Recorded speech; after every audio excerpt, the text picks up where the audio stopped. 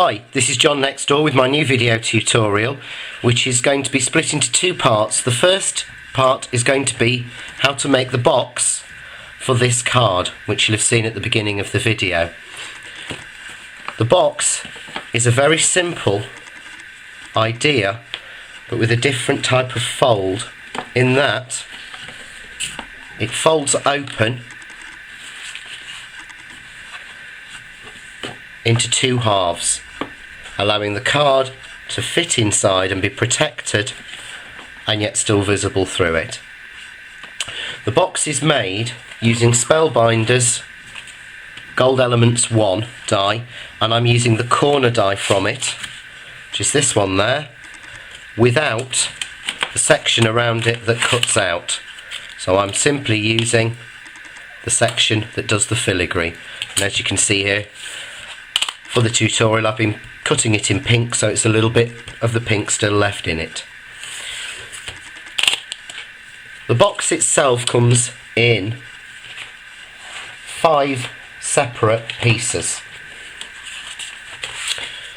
First thing is to cut 2 squares to the size you want.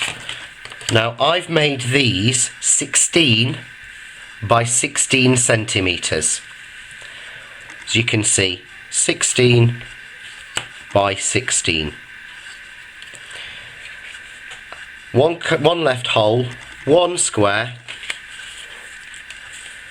cut at a perfect diagonal in the middle, and then the die cut out from the middle of each triangle, which gives me that measurement.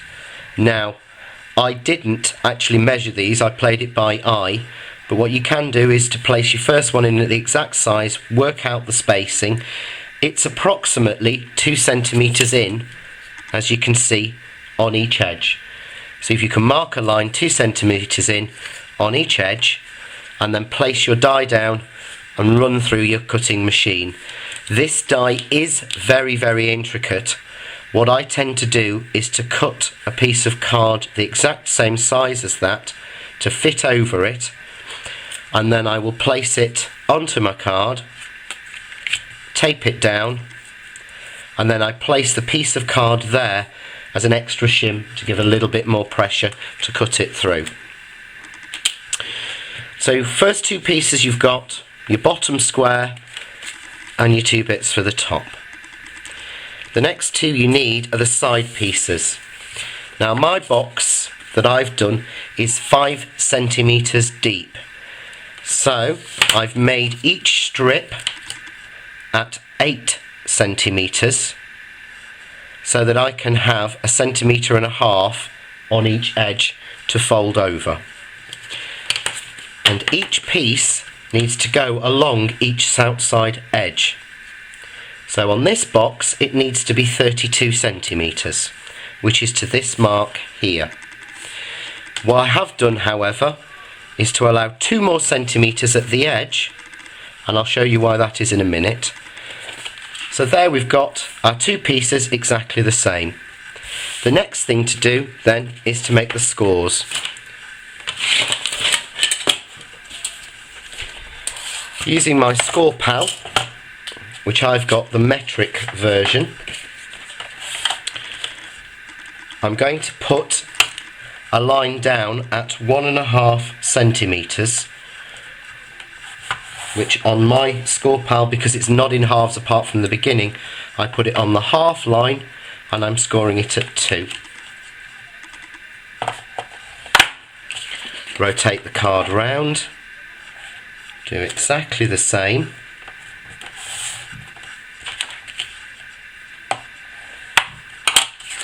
So that I've got both folds, and then at the 32 centimetre mark I need to put a score down, which is 2 centimetres in. So on one edge I'm 2 centimetres. Simply then fold and burnish each piece. As you can see, the only struggle with this one is that the box is slightly longer than the score pal, and fold that section in there. Okay. The next thing I need to do is to score at 8 centimetres to make the fold. And somehow I've calculated this wrong. It's at 16 for the centre mark, sorry. And again, fold and burnish.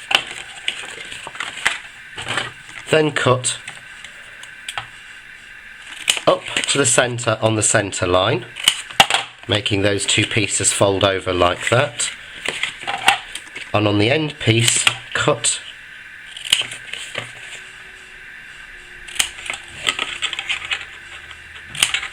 the two squares out, so you have a piece that looks like that. You'll then need to do that a second time.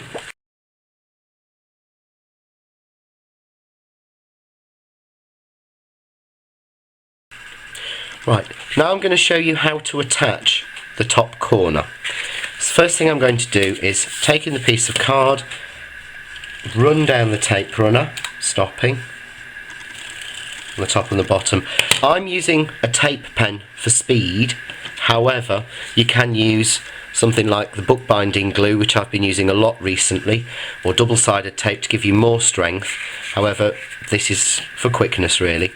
Take the cut side and place it up against the score line on the first edge like that. Okay, take your scissors and just cut off the little edge there, like that. Okay, fold your piece over and put your second piece again up against the score line. Using a wet glue would allow you to manoeuvre it a little bit better. There we go. Bone folder just to make sure that they're stuck properly. And as you can see there, I've got a little bit of an edge because I've done it quickly. Snip it off, but if you're doing it at home, take a little bit more time. So there I've got my first corner. I've already done my second one. So the next thing I need to do is to attach. So the next thing I need to do is to attach the hinge. As you can see, I've left one piece there, and that is my hinge. So I'm going to tape pen this. Now this one I would use something like the bookbinding glue or a very strong tacky glue, for the simple fact that this gets a lot of movement. What I'm going to do now is to attach, again making sure it's up to the fold line, they're matched at the top, the other half like that. Loosely do it until I'm happy that it closes like that. Stick that down. Then, to add some strength, I'm going to use the piece of card I cut with the extra fold in. Make it the right size. And this piece again I would use a wet glue on. However, I'm going to use again the tape gun for speed. Put it in the middle and put it down. Now what I would suggest, and I've done on my fancier one, the first example I did, is you can then put a patterned paper or another sheet of plain in there just to neaten it off on the inside, but this is really the prototype. I've got a corner there, so I'm going to cut that off like that. Okay, and there I have a box that closes. All I have to do now is to attach the bottom. Now to do this, I want it stuck everywhere, so I'm going to use some glue dots, and on each of the two corners even, I'm going to stick a glue dot down and attach it across to give the shape and some rigidity and make sure it sticks. There we go. And quite simply, I'm going to change this slightly. I'm not sticking the rims, I'm sticking the square. Okay.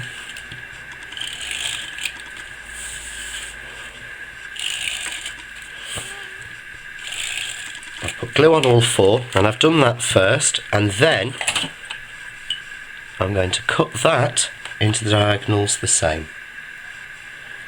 I've put the glue on first so that the glue is everywhere on mine.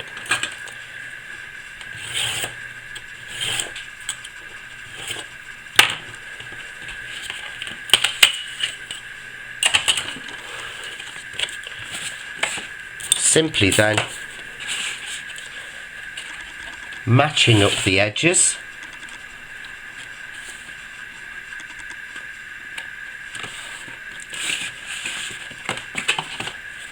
sticking it on, and again cutting the little corner piece out, which, as you can see, I made a bit of a mess of. Second bottom piece, again matching up the corner and the end, sticking it down, coming along the other piece and again sticking it down, cutting the corner.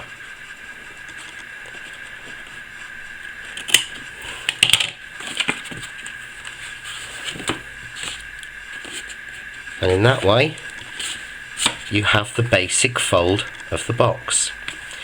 Now I'm left with one piece here,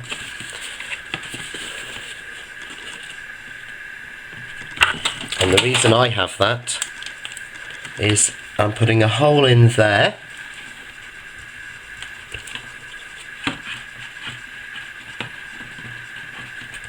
for the tie. I'm going to take a piece of ribbon,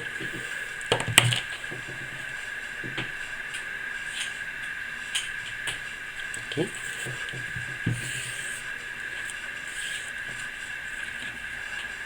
feed it through just like that, a little bit of tape down, stick my ribbon down, cut it out,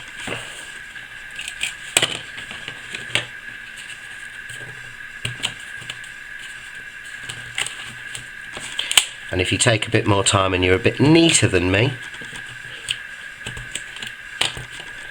that completely covers over your ribbon closure.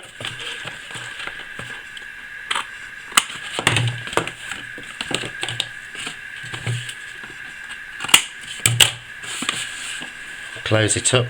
You then can either then put a second hole in the other side,